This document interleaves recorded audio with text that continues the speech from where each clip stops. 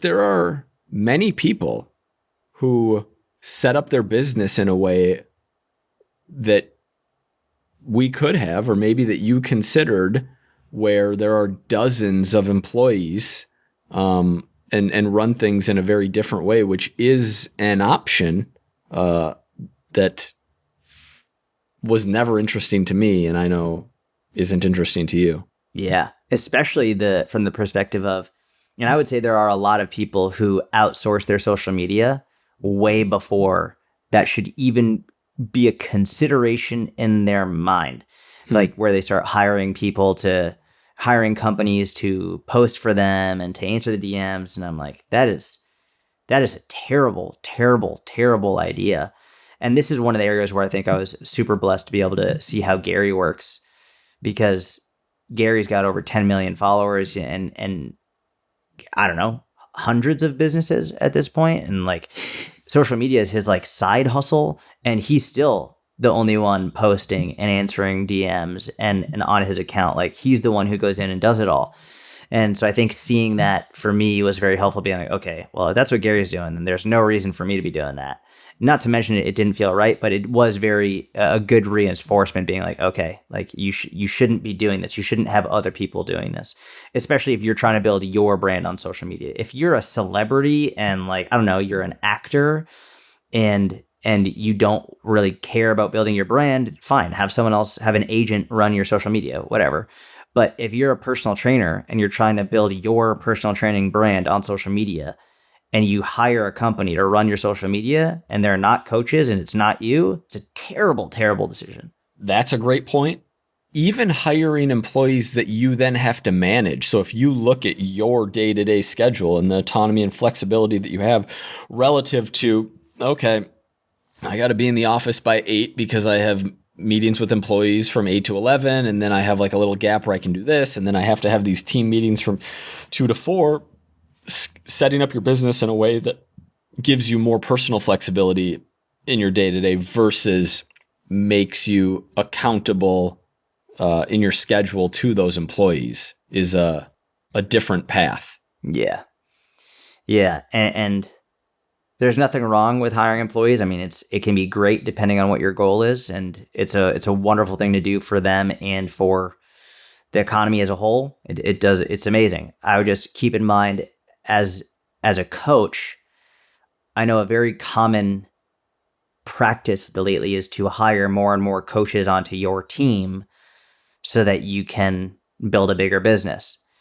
Just remember that the more coaches you hire to work underneath you, the more you become a manager and less of a coach you become, which is fine. That's totally fine if that's what you want to do. But if you want to be a coach and not a manager, do not hire a lot of coaches to work underneath you, because then you're not only now responsible for the clients who are working with you, but for what your coaches are doing. And you have to educate those coaches, and you have to make sure they're doing the right things. You have to keep track of them. It's hiring a lot of coaches is a very different business model. Well, and you're not only hiring coaches, but hiring developers. And look, working with one developer who's like a contractor is different than having an in-house dev team of many people. Mm-hmm. Or honestly, I'm not going to name names, but there are multiple people. Call them out. I'm not calling them out. These are people who you met with. No, let's say them and bleep them out. Or do you know who I'm thinking of right now? I have no clue. Like, or like. Oh, yeah. Well, let's bleep those out.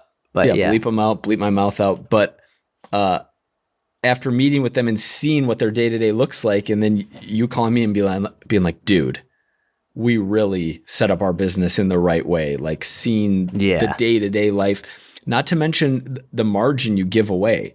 And I understand that some people are actually like love business, Gary, for example. Mm-hmm. So it isn't about, the business isn't to support their life. And they're not thinking in terms of like, okay, if I'm a solopreneur or like have an independent contractor, whatever, maybe have an assistant working part-time, whatever it is. But like, it's a lifestyle business in that almost all of your revenue is net income.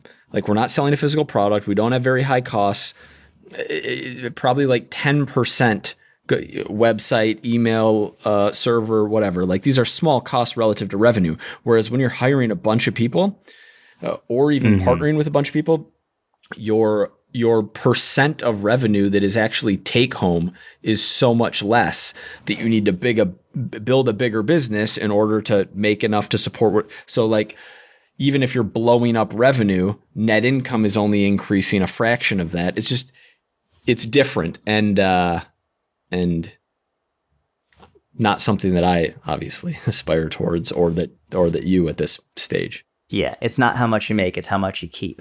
And it's what you're doing in your day-to-day life and whether or not you want to be doing those things. If you're invigorated by, going to an office and having meetings with your employees all day, like that's amazing. That's not what Mike wants. That's for sure. It's not what George, dude, you're running through your neighborhood with your weighted vest on. It's true.